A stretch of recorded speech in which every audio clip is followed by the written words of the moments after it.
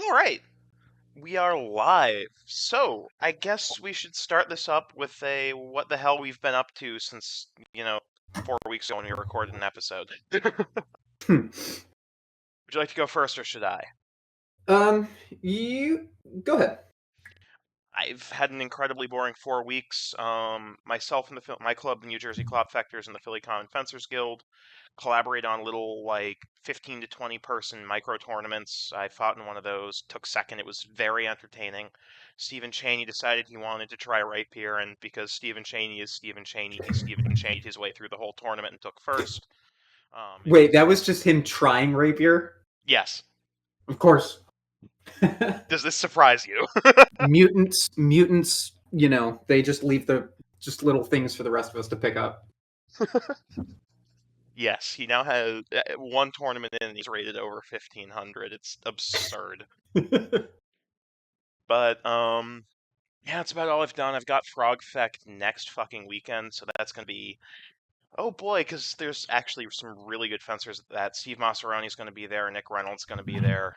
My partner and co-instructor Sai is gonna be fighting in it, so there's some really good fencers from the Northeast at it, and it's gonna be an interesting time. What about you? Where's that at? Groton, Connecticut. Interesting. Yeah, It sounds like a trek. it's only about 3 hours from where I live. Hmm. It's actually closer than Pittsburgh.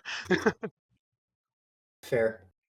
Um, what did I go to? I was at a Lynx Cup from Columbus United. Um, so I competed longsword, saber, rapier there, and I got fifth place in everything. So that was entertaining to say the least. At least you're consistent. Yeah, if only it was your third place curse instead of fifth place curse. I take that instead. But I mean, I can't hate any of the losses that I had. I beat Riles in our pools for Saber, and then I lost to him in Elims, but he won, so whatever. I lost my pool for Longsword was against Riles, Alexander Brindley, JW, Tom Kessler, Olivia, and David Socha, I think. That is Murderer's Row. Yeah, yeah. I mean, the other pool was Ziplinger, and all the other Columbus United people. So like, you were screwed either pool. There was only two. Um, so yeah, I lost to Riles, JW, and Brindley, all of which were like within 1 point. Um, and then I got taken out in elims by Derek Ray, which again, like Derek is mutants are gonna mutant. arguably the best lefty in American HEMA, so don't He's feel so bad good. about that one. He's so good.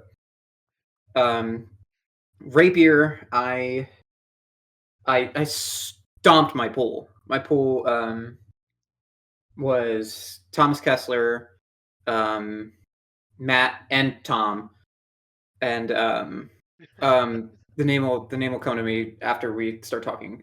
Anyway, I was touched 3 times in the entire pool, Wow.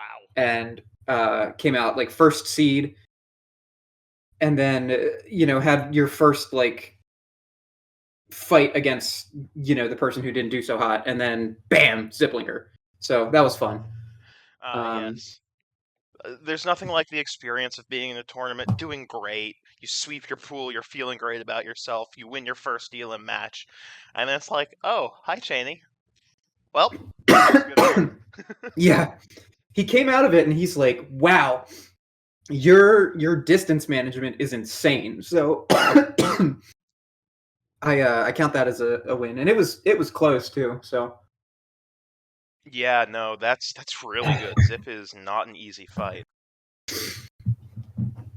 but yeah, that's the only thing I've really competed in the past little bit. There was the CMU tournament this past week, but I didn't go.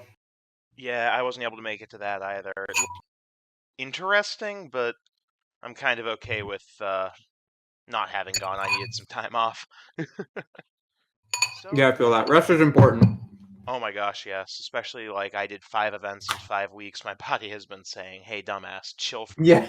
minute." So Okay, next things next. I believe our first fight is going to be Sawyer Freshie versus Rob Childs. Okay. Now then, you have the link for that, right? I have them all pulled up. Perfect. So Sawyer, if YouTube will behave, is arguably one of the singly best fencers in the continental United States. He is predominantly a single rapier guy. And then Rob Childs, if you've been in the hemisphere for more than 30 seconds, like everyone knows who Rob is. He is probably the best rapier and dagger fencer in the world, and probably the best single rapier fencer in the world too, and he's got a really cool, unique style. But this is a really cool fight because they go back and forth, and it's rare to see Rob get pushed like that.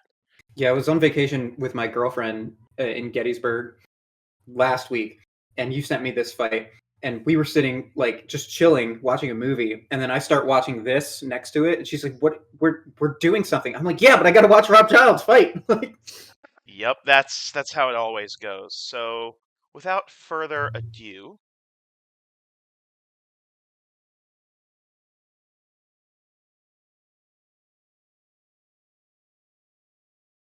so yeah, what's really cool about this pass is that if we look at this again, one of Rob's main shots is that snipe to the leg. And what you see Sawyer do here, if we go back like 10 seconds, is when Rob throws it, right about drum roll now, Sawyer's just out of measure. Like that was fucking perfect. Again, yeah, back he and like forth.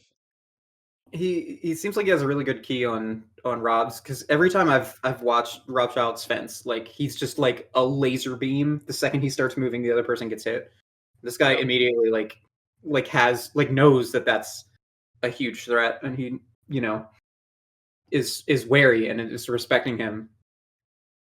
And neither is quite able to get to their comfortable measure. If we actually go back one last time, about 3 seconds, and play this back in slow motion, there's something cool that I think you will appreciate.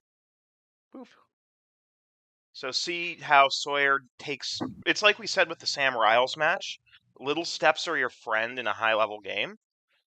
And right here, Sawyer takes the absolute bare minimum to void that. Doesn't even Mm-hmm. parry with his sword, just ghosts the measure and forces Rob to actually play defense. From there, Rob parries the leg shot because that's what the Black Tigers refused guard is for. And now they're just trying to feel each other out. Again, not quite the right measure for either, neither of them quite willing to commit. Rob parries an attack because this time Sawyer was just out of measure. Like, this is a really cool little exchange here. What's really good too is that they're both like neither of them are overcommitting either. Like a lot of rapier, you see like people like throwing these haymaker uh, lunges at people, and it's like, well, if I hit, I hit, and if I don't, whatever.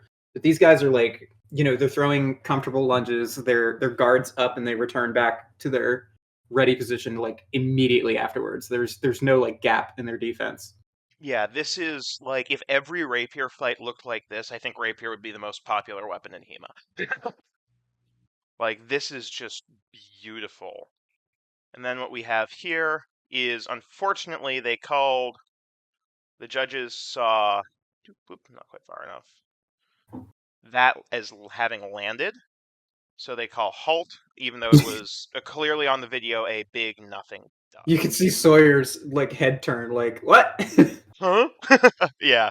So yeah, this was the opening salvo of this match, and the pace starts to increase from here. But I wanted to kind of get your thoughts on what we've seen so far, because I Yeah, think, when I was watching this with her, like I was running it back more and more and more because I remember when that happened too. Like at first I thought like something happened, but like I went back and rewatched it, and I was just really impressed at how consistent their defense is when their guard is when they're in offense or defense at the same time. Like they're not overcommitted at all. They both have a really really really good understanding of where space is, all around like really really good. Rob had that one lunge where he steps in, but his dagger's like already like up ready to yep. cover any weak spots. Like these guys are both really good.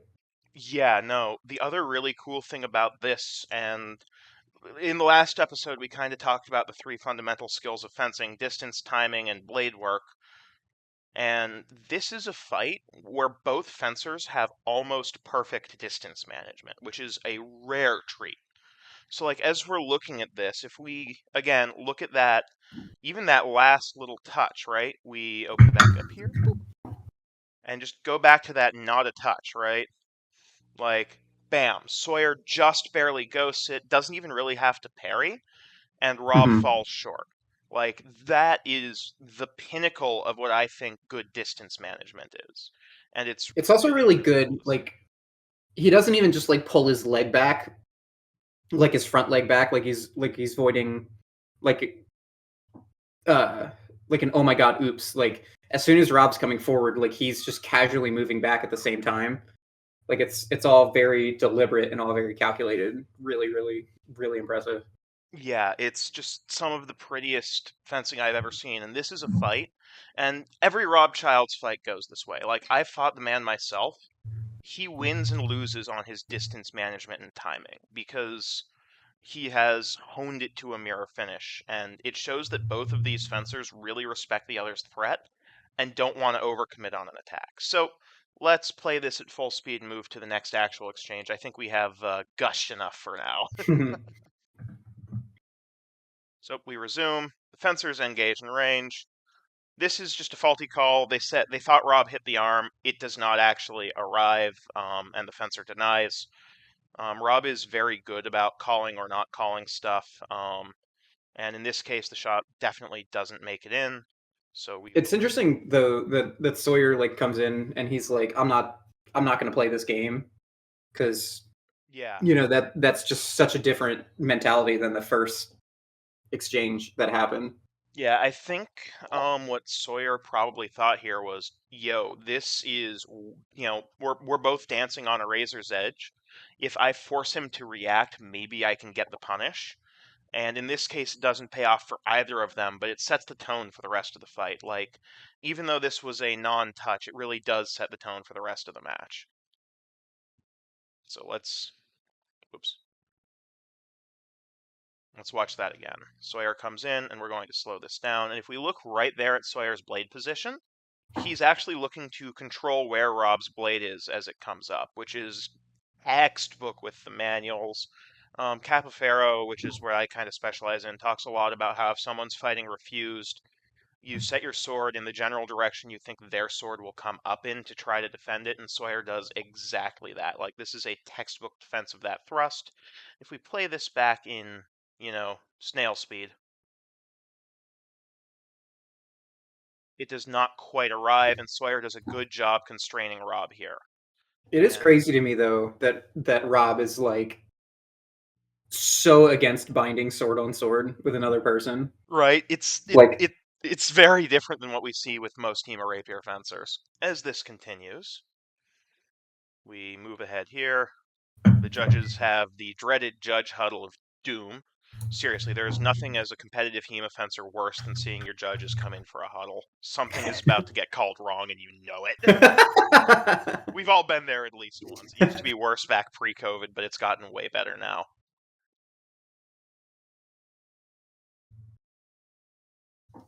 So yeah, we're back in the exchange. This time, Sawyer and Rob. Sawyer's doing that visual constraint thing again, trying to keep Rob's blade from coming up and trying to predict the angle that it's about to attack at. bind with my Rob, sword, damn it. yeah, right. And here, Sawyer probes at Rob's dagger hand to try to fake out the dagger and take the leg. Rob just barely ghosts the measure. Sawyer's really being aggressive here, and I think this is a big risk, right? Because if I remember this exchange correctly, Rob is about to land the patented Rob Child's laser beam of doom. Yep, right there. So this is actually really interesting because Rob noticed Sawyer had established a pattern and then broke Sawyer's pattern or interrupted it, right? Um, at least that's how I interpret this exchange. So if we watch that again, right? Sawyer's pressing in. Those little steps, they're both trying to dictate the measure. But Rob notices Sawyer takes that swinging step back, which is a tempo. And Sawyer has that as a hard reset. See, he does it again, and that he baits out that big step back and takes the touch. So he noticed Sawyer had established a pattern and then used it to his advantage.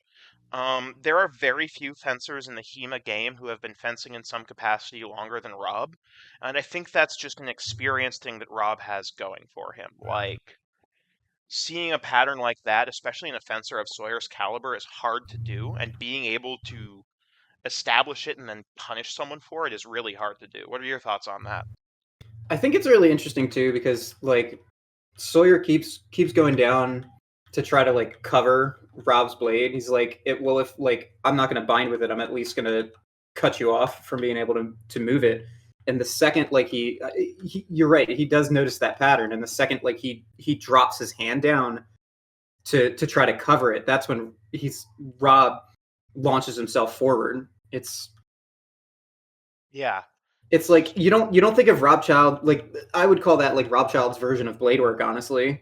Like since yeah, he doesn't bind as much, like he takes that motion, not even just the step back, but the the tempo that Sawyer's using to drift low and cover Rob's blade is the nanosecond he's using to essentially Cavazione around and thrust him. It's yeah. So that's the really cool thing about this is a beautiful feint by Rob. If we watch that one more time, see where Rob's blade is here. If you can see my mouse, he actually comes around, draws out Sawyer's thrust, and then comes over top to get the touch. And the other thing Sawyer messed up here was he did that leg withdrawal just a little bit too close, because that was the far end of Rob's reach, and it just lands beautifully. Which brings us to the next pass. Yeah, he almost like kind of scoots his butt back instead of taking the step that he did last time to avoid it. Yeah, So if that's he what was I more noticed too. collected and confident in his step, he might have been able to pull it back. Yeah, so we're here again. This time Sawyer's being a little bit more cautious. He kind of knows Rob's range now. Rob goes into that extended, the classical black tire. Sawyer does the constrain, but this time instead of letting Rob set the tempo, Sawyer just takes the aggression and charges in and lands a dagger parry and prima thrust to Rob's throat. It's rare to see Rob get hit this definitively, which is kind of cool to watch. So if we go back and play that one more time, right? Rob closes in. Sawyer immediately gets in his face, and this is a big thing in a lot of combat sports is just owning the ring. And in this case, for Sawyer, owning the ring is forcing Rob to step backwards, closing that line visually, and then bam, baiting out an attack with Rob on the back foot. So every fight you see with Rob, the only time he really struggles is when someone makes him throw a bad attack, right? And Sawyer does exactly that. So one more time here. I think it's really interesting too because he approaches it almost the exact same way that he approached the pass that he failed technically. Because Yeah, he goes over and does that constraint again, and then he pulls his blade back as if essentially just to show Rob that he's not going to cut him off in the same line that he does. Then he pulls his rapier back and is able to basically move it around in a different way. So he yeah. almost metagames Rob's counter with it. He counters his counter or This point, outsmart his outsmarting. both fencers are playing 3D chess. The board is vertical, the pieces are all over the place, at least one pawn's a queen. But yeah, this is a really good move by Sawyer because he noticed Rob saw that established pattern, and now he's taking advantage of the fact that Rob noticed a pattern. Because if you actually watch this one more time, what Sawyer does is he closes the measure down, right? He's pressuring in, he's trying to be a little more aggressive, drops his sword down, starts that big step, closes the line, makes it look like he's going to take the step back, and instead comes forward and gets the touch, which is really good tactics on Sawyer's end. Like, both fencers He, here are just displaying some really beautiful skill. he adds a little bit of insurance this time too, though, when he steps to do that lower constraint because he drops his dagger under his rapier itself. So even if Rob like does the same thing, I think it wouldn't have gone as well for him. And I think either Rob saw that or he was. It's tricky once you get into these metagame things because he can tell that like Rob respects him as an opponent. So if he Yeah, didn't, then that first exchange wouldn't have gone so long. So like if yeah, he does the same thing, like normally you just do the same thing that worked again. But since like you know that your opponent is also really good and is a really thoughtful fencer, like you get kind of tied up in Like, is he doing the same thing? Is he changing it? What is he changing? I need to figure it out. And it all Yeah, happens in a millisecond. that's what's really cool about this fight. So next exchange, again, Sawyer's trying to be a little more aggressive now, trying to cut Rob off at the pass because he realizes if he gets Rob on the back foot, he can take advantage of it. So this exchange, Sawyer actually takes a direct attack to the leg, which is something that normally people say is a bad idea, but if we watch the angle, Sawyer does a great job setting Rob up here. So Sawyer comes in very aggressive and just bam, right? Because again, he got robbed before he had actually set into his stance, which is huge. One of the big things my coach constantly talks about is how if you're fencing someone who is of a high level, you need to be on guard from the second the match starts. And Sawyer takes advantage of the fact that Rob hasn't settled yet. So if we watch that one more time, Rob is kind of coming in the ring. Sawyer drops into guard right about now and starts to pressure. Rob is still extending his dagger out when Sawyer goes for the touch. And bam, that's it. So that's a really cool adaptation by Sawyer to pick up on that little habit of Rob's. And that's a beautiful cut to the leg. What do you think? Do you see anything interesting there? No, I think it's yeah. I agree with everything you said there. It's kind of hard to break down. Just I would call that an unforced error on Rob's perspective. I don't disagree there. I think that an unforced error is a really good way to explain that. So the judges once again make their call. This one requires much less huddling, It and I is think like to cut the judges some slack, and I'm sure like we can. Well, it's fine and easy to do this when it's in slow mo, but Rapier Dagger is so fucking hard to judge, man. Like oh my it's gosh, yes, it no is. no no shade to any of these guys No, in they are here. honestly doing a great job. I'm just sassy. But no, having judged a lot of Rapier Dagger, it is a pain in the butt. And these guys are doing a very good job calling it. So, next exchange. This time I believe Rob lands the laser beam. This time Rob starts his guard a little earlier and begins trying to set up measures. Sawyer is pressuring again, and this time Rob takes advantage of Sawyer lowering his blade to just come right over the top and land the direct attack before Sawyer can It, even get his sword in the way. yeah, it's crazy. It almost seems like Sawyer like completely changed what he was doing. Almost like he managed to land two adaptations, and I haven't seen his fencing before, but like he looks a lot more comfortable in this stance. So I don't know what the point advantage was here. I'm not sure what the rule set was, but he seemed to be like, all right, well, I'm gonna settle back into base form, and or basically both reset. And Rob Yeah. just seems to have taken advantage of like not necessarily an unforced error on that perspective, but like a uh, a change of direction. Yes, I completely agree. If we watch that one more time, right? Rob comes out, Sawyer starts to pressure in and takes the back foot. And right now, bam, sword drops. Rob Mhm. comes around it with a wide thrust and actually comes around Sawyer's dagger into his neck, which is something that certain rapier masters talk about using second or prima to come around a dagger. So, as much as everyone in HEMA jokes that Rob isn't doing canonical things, this is very much so a canonical action. So boom, watch. Dagger, sword right around the dagger into the neck before Sawyer can even ward it off.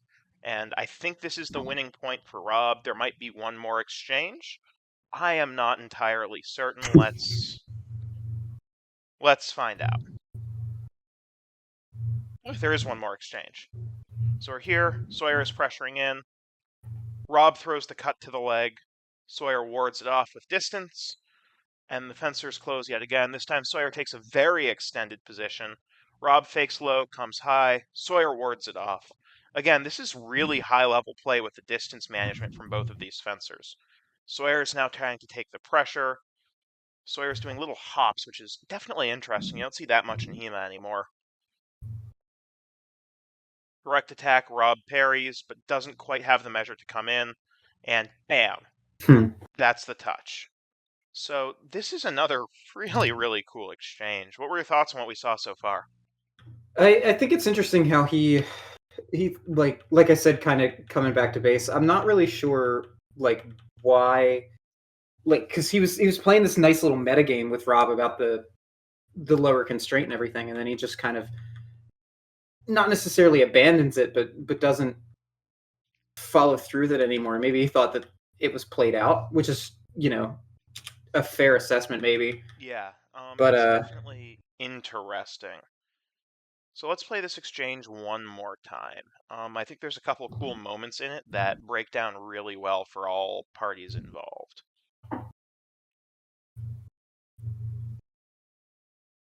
So I believe the score is tied right now. This is a fairly close match. So again, Sawyer comes out, definitely looking aggressive. Rob drops into guard earlier now because he's caught on to that, right? Like he knows Sawyer has range on him, which is rare. Normally Rob's the one taking distance. Rob goes for his signature leg cut. This time Sawyer is actually forced to parry and bring his rapier offline, which is definitely a change from what we've seen in previous exchanges. Rob fakes low, goes high, Sawyer wards again. And that was actually a really cool use of distance by both fencers and a good use of a passing step. Because if we watch Sawyer do that defense again, right? Bam. The sword's extended, Rob's low, fake low, go high. Sawyer does exactly enough to get out of measure and sweeps the leg out of the way so Rob can't chase him, which is a really good adaptation on Sawyer's part. I almost thought, like, when he passed back, though, like I thought that that was going to be the moment that he got touched again. Like I he think stayed there for a second. It might have been bait. I think it was, which is a really cool adaptation to see because if we watch Sawyer's sword when he takes that big step back, right? Boom, we're here. Rob fakes high, comes low. Sawyer just closes with the dagger. With the sword in that low refused position, Rob can't really do anything about it. And if Rob tried to close, all Sawyer would have had to have done is extend his arm, even in that passing step position, to at least generate a threat and keep Rob from menacing him like he has been this whole fight. It makes me think of that Fabris like gremlin Secunda. I love the Gremlin Secunda. um, but yeah, it's also if you look at Marchielli and Neapolitan rapier, which is what, from what I understand, Sawyer studies, that retracted position is actually Marchielli's prima, so it's no longer that kind of palm to the side, arm high position. It's pommel in the pocket, dagger forward. And what you're looking to do is say, fuck you, my dagger's a big strong, my sword is free, deal with this. And it kind of lets you set up threat generation for the entire match. And Sawyer is doing a very good job of representing the kind of late Italian rapier system that he studies in this match. And bam, that's the laser beam there. Sawyer, this wasn't an unforced error because Rob very much so forced it. But if we watch that final kind of closing flurry again, Sawyer just steps too close into measure, lunges, recovers back, Rob closes, and boom, takes You know the what's finish. interesting too Yeah, is like right before he lunges, he does a little flourish with the sword, almost like he's trying to fake the low constraint that he did before. yep, And I think that was his goal was to fake that one more time and use it as a way to shoot in that thrust. And Rob Rob just read him and like yeah. didn't fall for it. So, yeah, that's the match. I kind of want your thoughts on what we've seen so far, because this was definitely a really interesting fencing match compared to some of the previous ones we've done, right? So, like, if we're talking about this, these are two fencers at the absolute highest level of this game right now. It's really cool to watch. Yeah, Um, and I feel like it's more of a metagaming perspective. Like it's hard to really like be like, ah, well their blade work wasn't great at this point, or their distance and timing wasn't good at this point. Like they were both very very very good and utilized those skills and displayed those skills a lot. yeah. um I think it's almost hard to give Sawyer like criticism for being aggressive because it also worked for him a lot of the time. I think they both showed up and they did their plays and they did their adaptations. And Rob's came out on top in that last pass just because he didn't fall for that bait. And that I thought that last feint was really smart. He just didn't buy it. Yep, and I think that is very much so an experience thing on Rob's end because again, he's been fencing for longer than I've been alive and I'm 28, so like Mhm. that's just Rob has been in the game longer than almost anyone else and knows exactly what's real and what isn't. That said, I think if I was to grade both fencers, as is tradition on this podcast, I would give both of them an A plus in distance. I'd Yeah, give Rob an A plus in timing and Sawyer an A. And honestly, blade work, I would also give both of them A's. Basically the thing that won Rob this fight was he ever so slightly edged out Sawyer in tempo. And I do mean ever so slightly. Like this was as close of a match as Rob has ever had on YouTube that I have seen. yeah. I think if you wanted to, I might like. They're not really like making contact and making binds, but they're still like they're basically binding with each other in space still. So I think I might either give Rob an A plus in blade work and Sawyer an A, or uh, do Rob an A and Sawyer an A minus in the blade work, because I think that especially in that last exchange, it really came down to like the uh, the bind that never happened but was still actually happening, Yeah. the bind that never met but still happened, you know. And he just got got outread in that last little bit there. But both of them are very impressive. Their distance is phenomenal. Yeah, I it's think Rob really just had well a done. couple extra points in timing and if you want to call that blade work.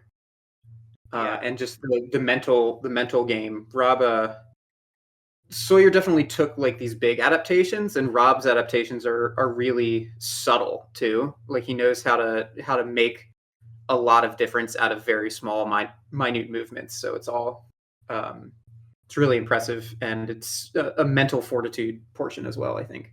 Yeah, definitely. It's really impressive. Perfect. So this is the finals of ARFL. This was the event where we posted my third medal match. This is the first place match between Connor Turley, who is a very talented fencer and also just a long boy trademark exclamation point. Um, versus Mike Gilding, who is one of the most fascinating fencers I have ever had the pleasure of fighting.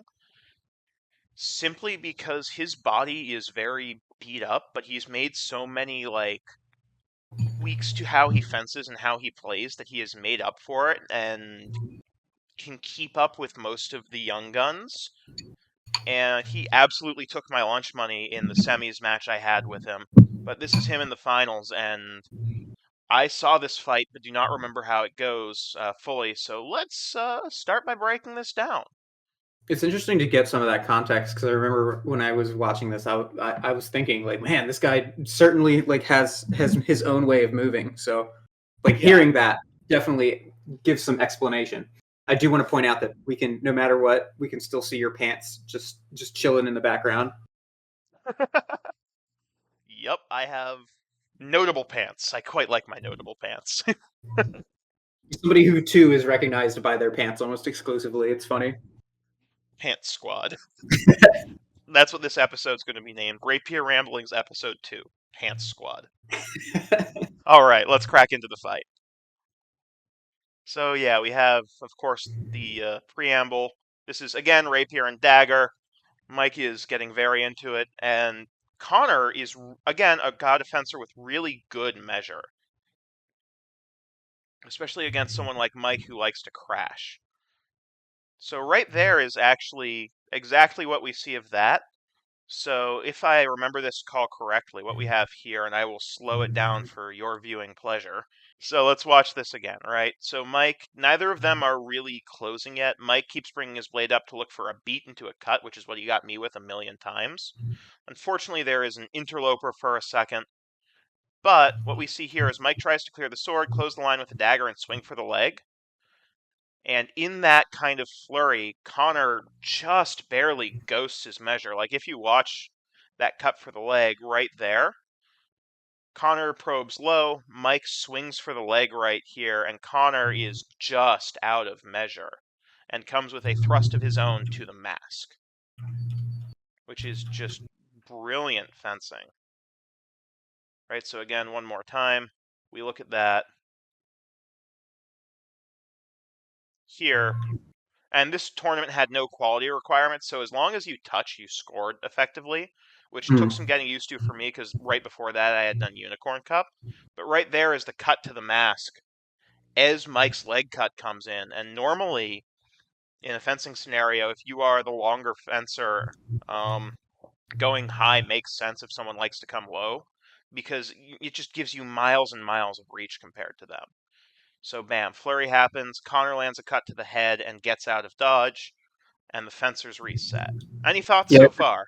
I really think this is a distance win for Yeah. Connor's. Connor is the one in white. Yes. Okay, yeah, it's. I think it's a real distance win, because he like that quick shuffle back is nimble, and he lands and is immediately ready to respond again. And I Yep. think that's what really wins it for him. Yeah. So Mike is one of those fencers that if you're not used to fighting someone who fights like him, he traps you in what I like to call a panic loop, where you're just everything is coming at you and you can't respond fast enough to deal with all of it. So you either take a bad shot and get closed, or if you get lucky and get the touch in, there is an afterblow coming, and in this rule set, afterblows negate touches. So let's say you and I are fencing. If I stab you in the mask, if you land a cut or thrust to my head or body, it washes the point and it is a full tempo afterblow.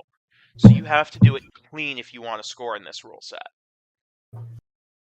So they reset. The judges call. Mike has the Darkwood Rapier curse of having to tighten his pommel every fifth exchange, and the fencers take their guards. So let's see how this next exchange plays out. Score You can is see one Connor's minute. prepared now. He's like, I'm almost like he wants to. He's like, all right, I've locked in what I'm gonna do. Just use my like athleticism uh, and use Yep, distance to win. So we'll exactly. see how it works out for him. This time Mike approaches in a low guard with the dagger extended. Connor also playing low, kind of just fanking out, trying to bait a response out from Mike because he's looking to get the charge to happen here. Right, he's looking to bait Mike into one of those explosive forward launches in the hopes of clearing him and hitting him. I fought both of these guys that day, and it was two very different fights. Like, I've never seen fencers that are such polar opposites before. Mm-hmm. Again, here Mike tries to close, pulls his sword back. Nothing quite done, just barely wards the tap to the hand. Both fencers are playing very low and very refused here, which is kind of cool to see. It Again, looks like what Connor's doing is essentially what I like to call pressing the go button against people who are buffaloes. Like yeah, there's a certain distance you get at where they're like, "All right, I'm coming forward," and like if you're just outside of what their striking range is, but just inside of where their go button is, you can kind of like get them to come forward when they shouldn't, and it looks like that's what he's probing for. yeah, and what we saw here is exactly that. So if we look at that exchange again, boop, right here, Mike launches, and as we see this happen, Mike's attack falls just short. Connor is on the back foot, launches, plants himself in midair, and this is the attack right to Mike. If you follow the line of his rapier, that is right in Mike's mask. And Mike has no answer because he's so overcommitted that there is literally Mm-hmm. nothing he can do about it. So this was just a really good use of distance and athleticism on Connor's part. Nothing fancy, no fancy blade work, just baiting a bad action and taking the touch. Bam. Like, that is some flex. And then it is at 2 steps before the afterblow lands, so that is cleanly Connor's point. Okay. I wasn't sure. Like everybody has a different definition of what a tempo afterblow is. So Yeah, because so it did this, look like he came in and threw something. So I wasn't sure yeah. if it. We'll see what the judges call, because I honestly do not remember.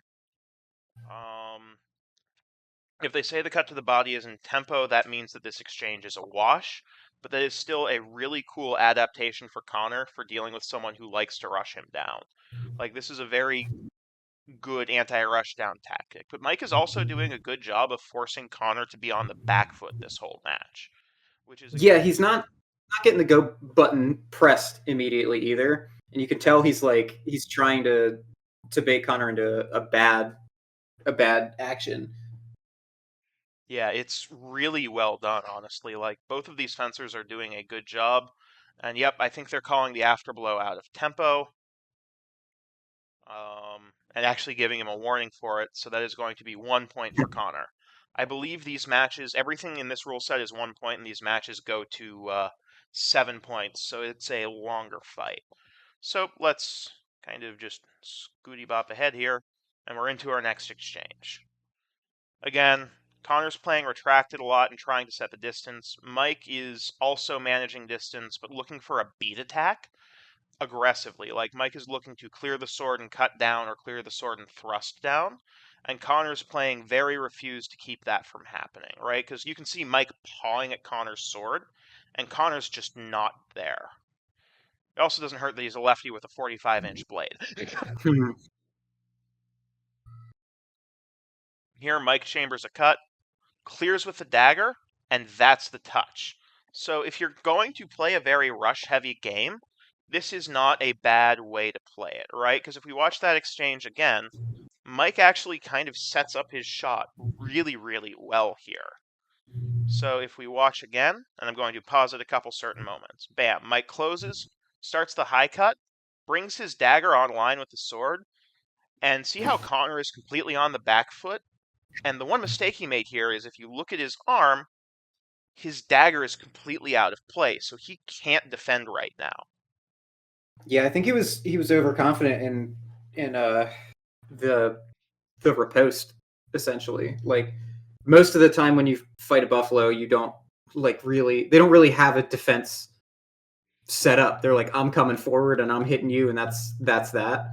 Yeah. So I think he was really surprised that the dagger was there. Yeah, that actually got me with Mike a couple times where it's like, oh, he's going to charge. Oh my god, he had a plan. Whack! And this is a really good adaptation by Mike by bringing the dagger into play and coming over Connor's hand and into his mask. So if we finish the line of this thrust here, bam, right there is the touch.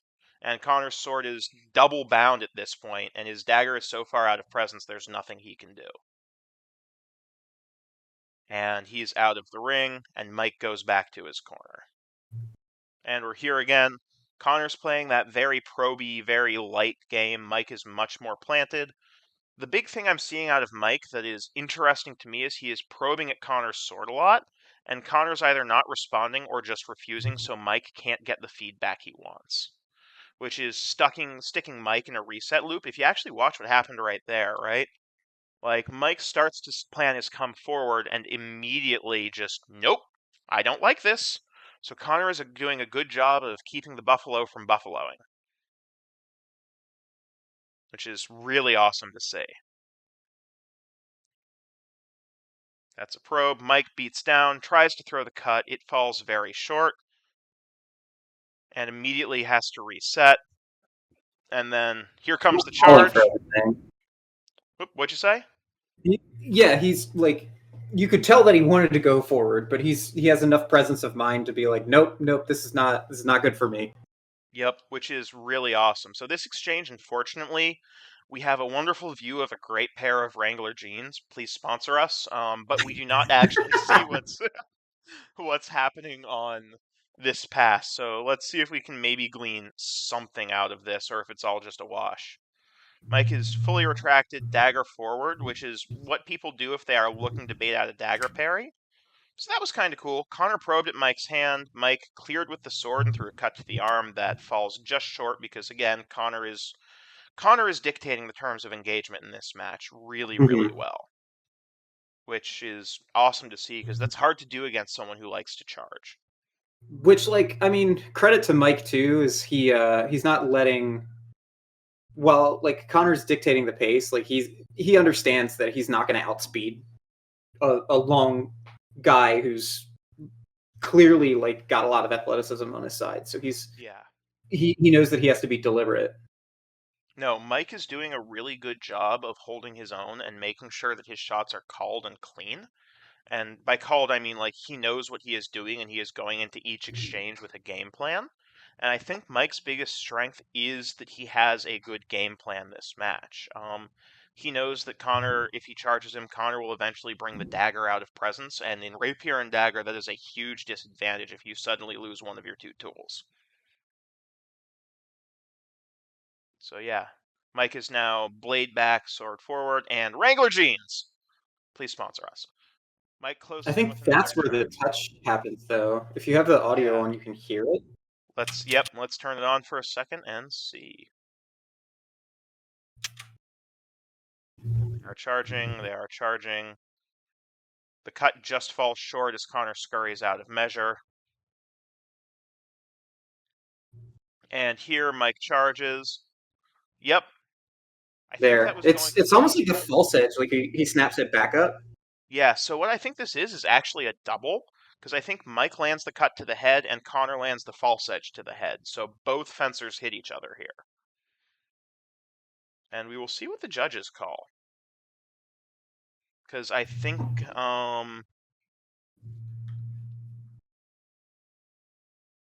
yeah, they're calling Connor's cut to the head. 1 point Connor. Okay, Mike just must have just fallen short. Okay.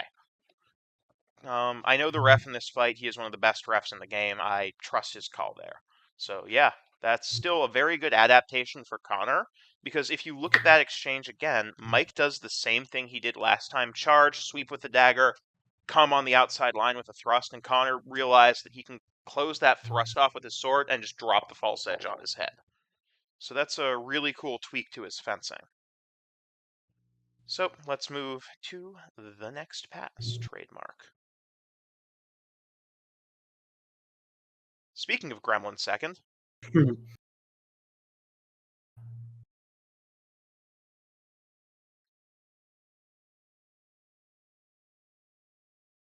yeah, Connor is setting the measure of the fight a little better than Mike, but what Mike is doing is setting up.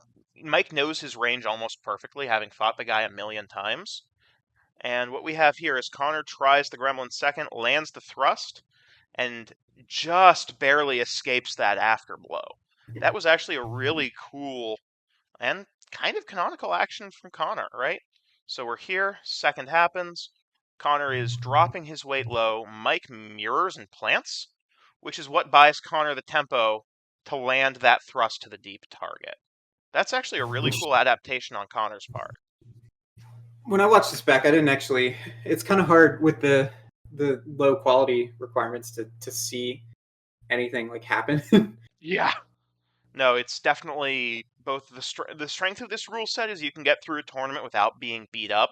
The weakness of this Mhm. rule set is sometimes interesting things get called, and it's hard to tell what's happening from a review standpoint. In the moment, it makes sense, but I believe they are going to call that exchange in favor of Connor. Oh, it was called in favor of Mike. Interesting. This is really hard to tell what happened. Let's watch that one more time because I have no idea. So Mike is pressing in, much more defensive this time than previous because he can't do anything about Connor's sword. Connor closes, falls just short, and Mike lands a cut to the arm. Yeah, I think it's that when he turns it back up into like he kind of cuts up into a low prima, Yeah, where he lands onto the arm. that's a really cool adaptation by Mike because there he wasn't rushing Connor down. He forced the sword out, forced a bad attack from Connor, and landed the cut to the inside of the arm. That's a really cool adaptation to see a fencer make, especially in the finals match, because by the time you hit finals, especially in a tournament like this, you're normally tired. It's also kind of an over.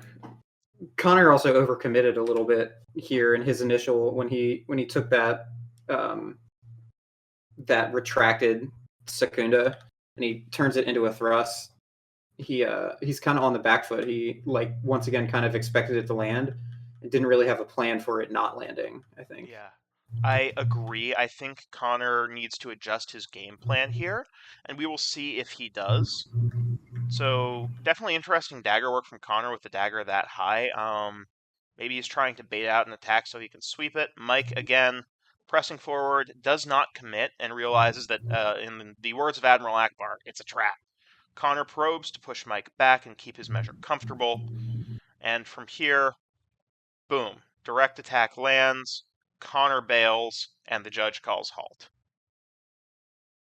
So that was, I think, what Connor has been looking for this whole fight, right? If we play that one more time,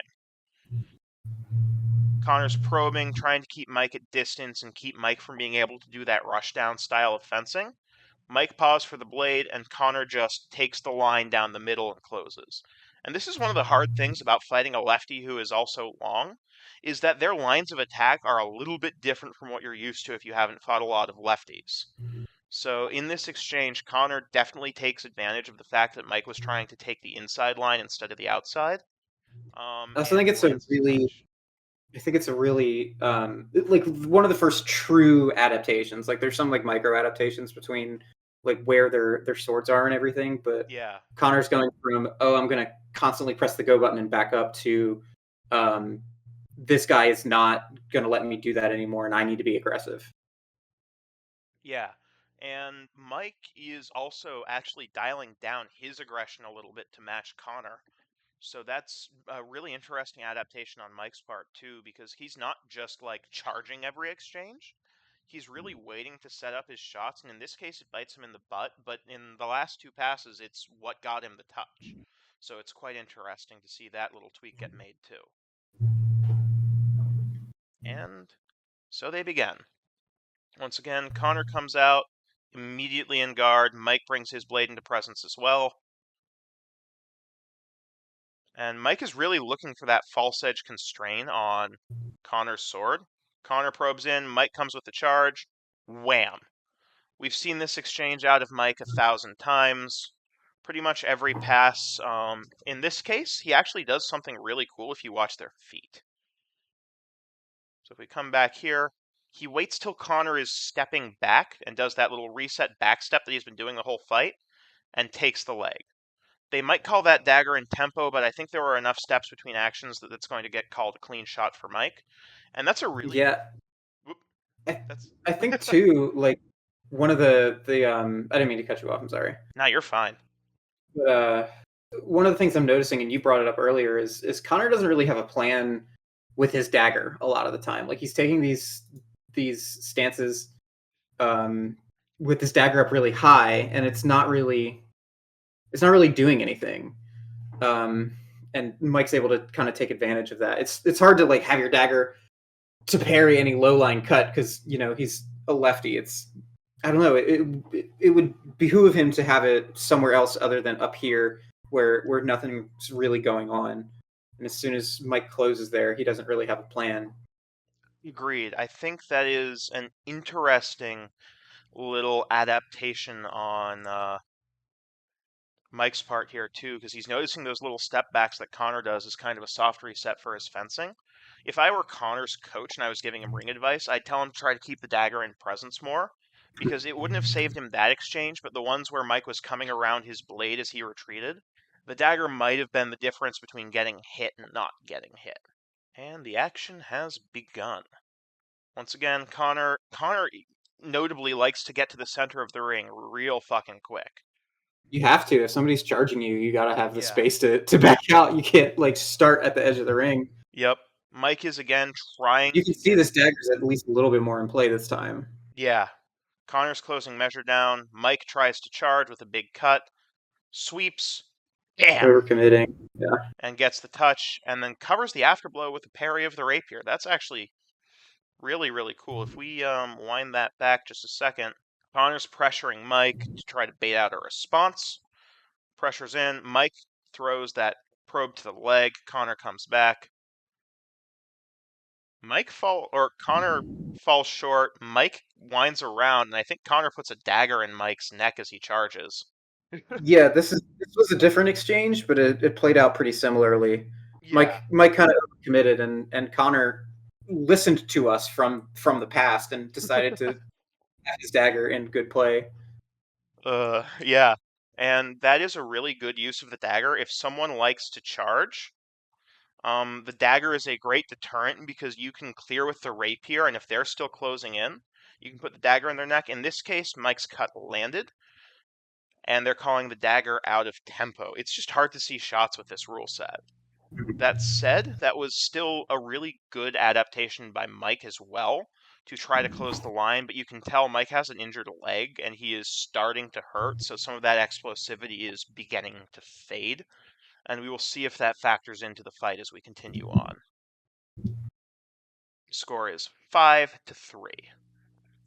Connor needs 2 more points to seal the deal. Mike needs, I can do math, 4 more points to seal the deal. Mike's got a hill to climb. Yeah, this is always a rough feeling in a match when you're in the hole. So Mike does something interesting. This is out of a early, like late 1500s French rapier manual. Rapier, side sword, kind of overlaps, and is just keeping the sword out of presence so Connor can't play against it, and is looking for a big dagger constraint to score his touch, which is actually putting Connor on the back foot here. Mike is pressing in but not overcommitting. This is really good fencing right now. And direct attack lands. Mike falls short. Connor also puts a dagger in Mike's throat as the judge calls halt, and they disentangle themselves. As you can tell, Mike's bad leg is really starting to bite him because that charge was slower than in previous exchanges. So It's really interesting too. Is like you can tell from like a full second before any like initial action happens. Once they get into this distance, that Mike is toast. Like around yep, 4:05, like I was just like, oh, he's gonna get blasted, and he does because yeah, Connor's in his striking range. Mike with the shorter rapier and the little bit slower ability to move forward. Like he's like Connor has the shot. The yeah. the only So thing Mike could possibly have done is try to beat the sword, but it's in a position where it's just it's Jover. it's just not an I think option. Connor did a really good good way of setting himself up to be commanding here. Mike really did that was not the position to commit in. No, Connor.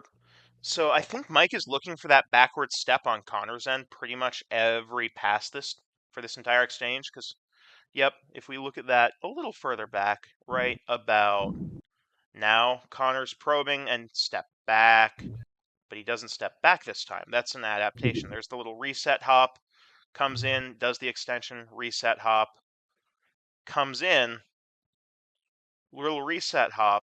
Mike realizes he can't quite engage because he doesn't have the measure. Now Connor's snuck a little bit closer than Mike realizes, The probes second he's in, here, it's over. and Yeah. that was the adaptation by both of them because Mike's big thing that's been scoring him points is getting Connor on that little step backward, right? Which is a cool adaptation to make because it means that Connor can't immediately mount an offense. So Connor fakes the step back and gets the touch by baiting the rush, which is a really, really cool tweak to his fencing here. And Mike closes in, and they have to disentangle themselves. The judges judge, and we are on the final pass of this match. So again, Connor is very light on his feet. Mike is now very planted. Connor is probing forward. Mike probes back.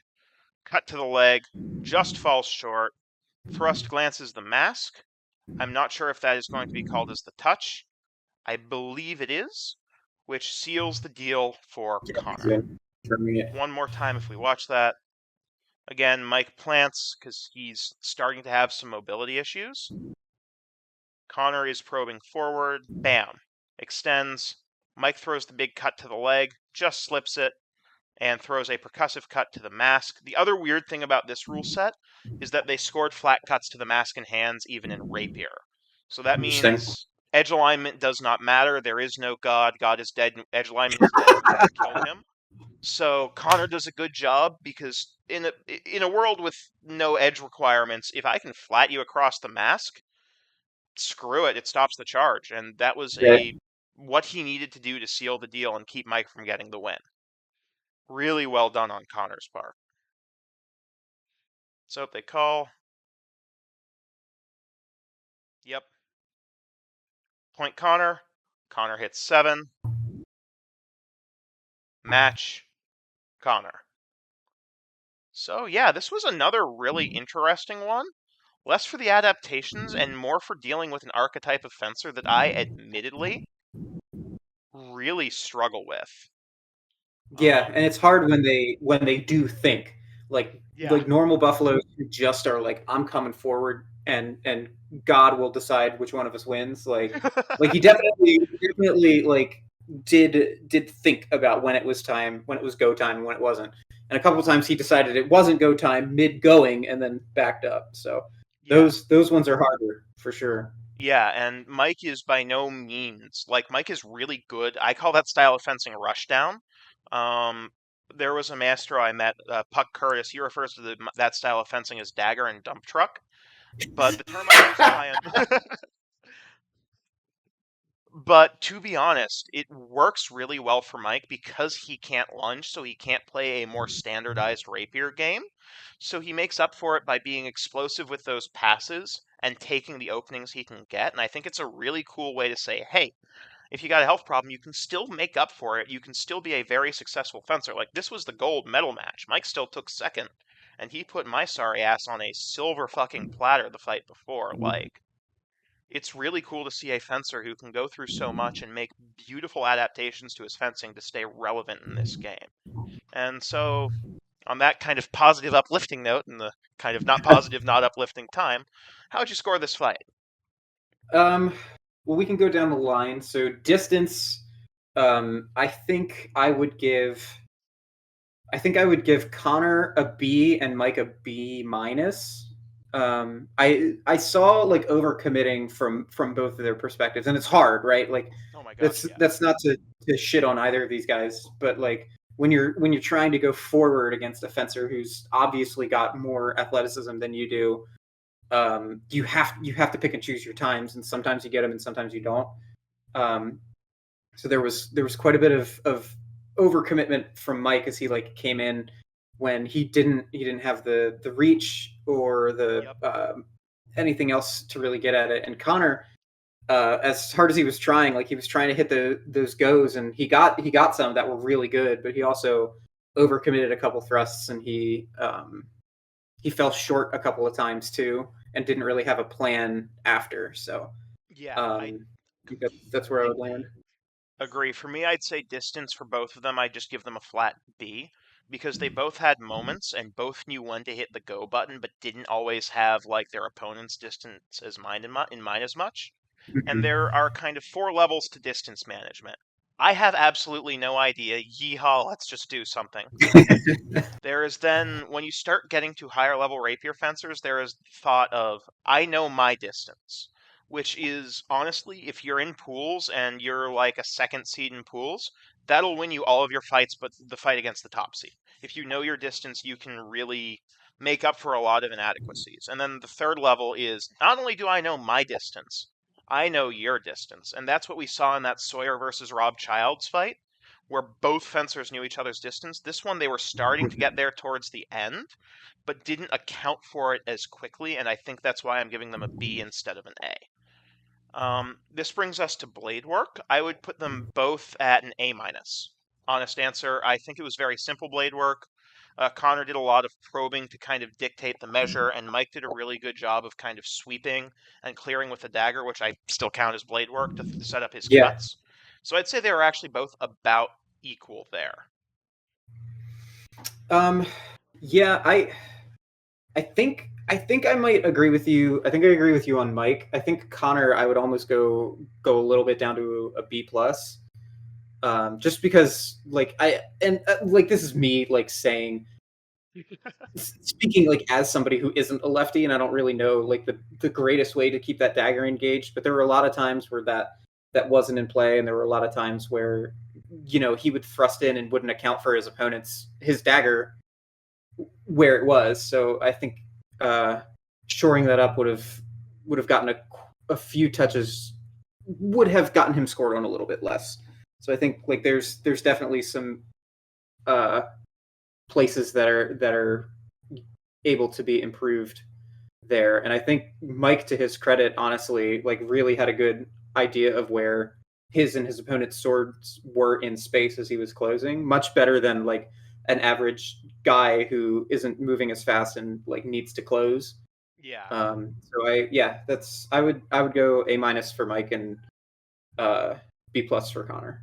agreed. And then that brings us to, I think the thing that really sold this fight for Connor was timing. Agreed. Timing is what really sealed the deal here. I would give Connor a A, just a straight Hmm. A, and I would give Mike a B plus. Like Mike has good timing, but in this situation, the timing of when to set up those big charges is where Connor was really able to kind of take advantage of Mike and get the touch. Yeah, 100% agree. That's exactly where I was at too. Yeah, so that's our two fights for the night. Thank you everyone for watching. And shout out to Henry Reynolds of Buck's Historical Longsword and Green Grenade Productions for editing this because I have a day job, Josh has a day job, and Henry has a day job, but he's very good at video editing and has offered to do this for us. And we really just want to say we appreciate him. Go check him out. I'll plug his social medias too. Any final concluding notes on tonight, Josh? No, I think these were both interesting fights for very different reasons. So it's a definite like large uh, encompassing discussion about rapier fencing and what it can look like in HEMA. Yeah, and it's really cool seeing different bodies and different people fighting and making up for physical issues or mental issues or whatever, and still being able to do a really good job. And Hmm. Mike is an inspiration because I have a lot of health problems, and Mike, seeing him out there fighting as well as he does, gives me the heart to be like, I can still fucking do this, baby, you know? So Hmm. it's really cool seeing him in the game. And And shout out to Rob too, being like yeah, also one of the older fencers and also just the scariest motherfucker to hold a right? rapier. It is so awesome. And that is where we will conclude.